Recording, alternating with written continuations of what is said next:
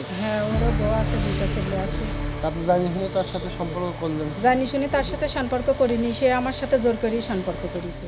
কুষ্টিয়া সদর থানা আলামপুর ইউনিয়নের দহখোলা মণ্ডলপাড়া এলাকার মোহাম্মদ মঞ্জিল ব্যাপারীর ছেলে মিজানুর রহমান মিজা ও একই গ্রামের সাইদা খাতুনের সাথে বিয়ের প্রলোভন দেখিয়ে 1 বছর যাবৎ একাধিকবার শারীরিক সম্পর্ক করেছে।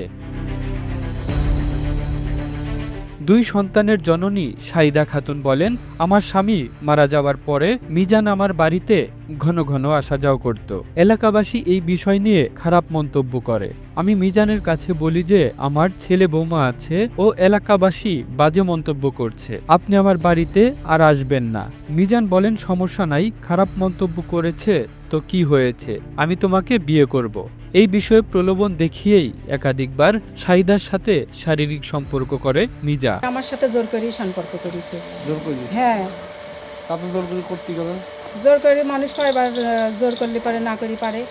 সে আমার এই হুমকি সেই হুমকি আপনার, দেখায়। আমার বাসা দহকুলা নপাড়ায়। ঢাকুলেন নপাড়া। হ্যাঁ, আমার বাসার পাশে ওনার হলো ভাটা। উনি ভাটার ব্যবসা করে পার্টনারে, আবার এদিক মসির গরু মসির ব্যবসা করে।